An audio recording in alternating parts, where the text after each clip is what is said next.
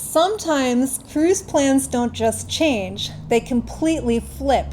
And the truth is, you can do everything right and still not see it coming.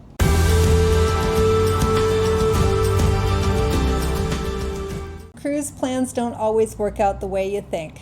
For example, do you remember just a few days ago when we were on the brand new Norwegian Luna, and after 21 years together, Kirk proposed to me?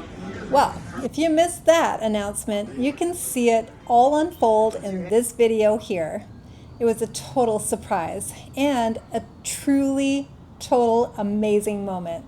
We were on a high, celebrating, reading your comments, just really soaking it all in.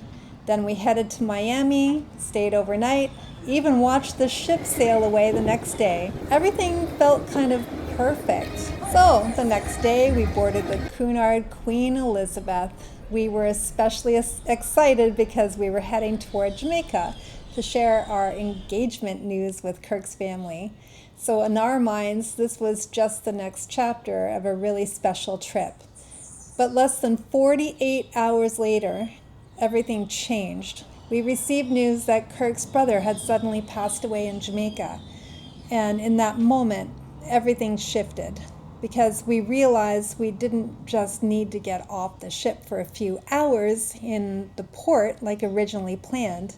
We needed to get off the ship and not get back on. So we've been now on 69 cruises, and we have never, until now, have experienced any emergency or anything like this where we've had to suddenly leave a ship or to do things in such a giant hurry without planning.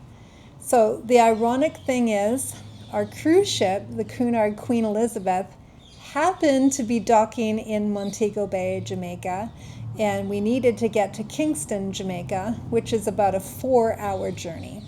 From there, everything moved fast.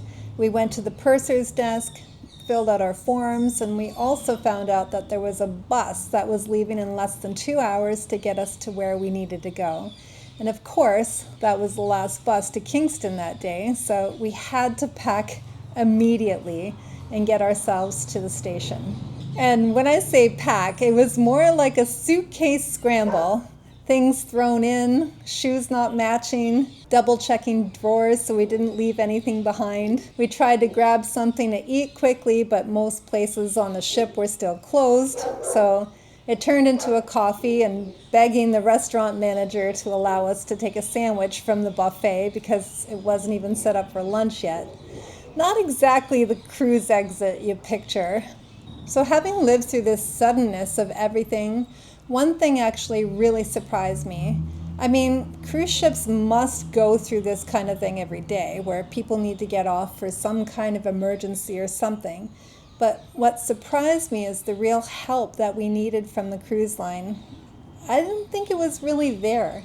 Yes, the purser's office gave us the forms and walked us to the immigration and all that, but we had to keep asking questions where nobody was offering information.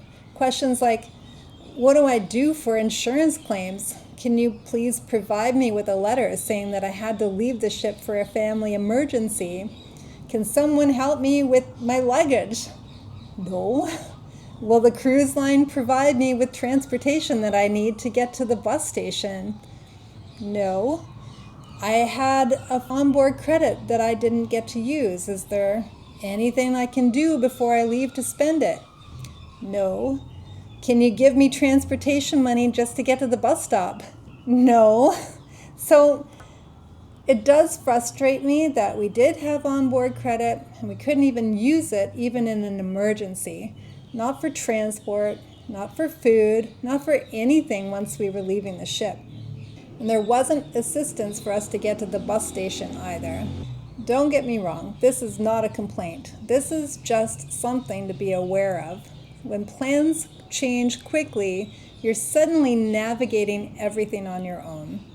But here's the part that really stood out.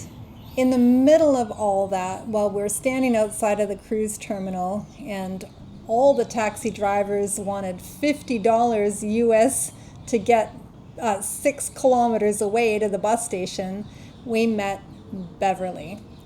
She helped us get from the port in Montego Bay to the bus station.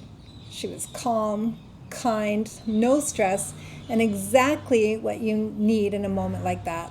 She charged us only $20 USD and got us there safely.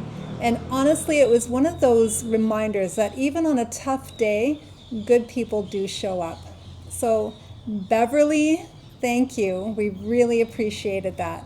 And if you're ever in Jamaica, Montego Bay, Negril, Dunn's Rivers Falls, wherever, Beverly runs her own transportation service. Her number is 876-873-4501. Now, here's where this becomes something useful for you. We missed the cruise. We had unexpected travel costs, the loss of the cruise, the taxi, the bus, and now having to pay for flights to get back to the cruise in Miami. Well, that is definitely not budget friendly. And this is where cruise insurance really matters, because it's easy to think we probably won't need it, but situations like this, they're the ones you don't see coming. We've had incredible experiences cruising, and this doesn't change that, but it does remind us that things can shift quickly. Plans can change overnight, and being prepared just makes everything easier to handle. I just wanted to share a real moment from cruise life, not the highlight reel, but the part people don't always talk about. So we'll be back soon with more cruising and more experiences, and hopefully fewer surprises like this one. Thank you so much for being here, and we'll see you in the next video.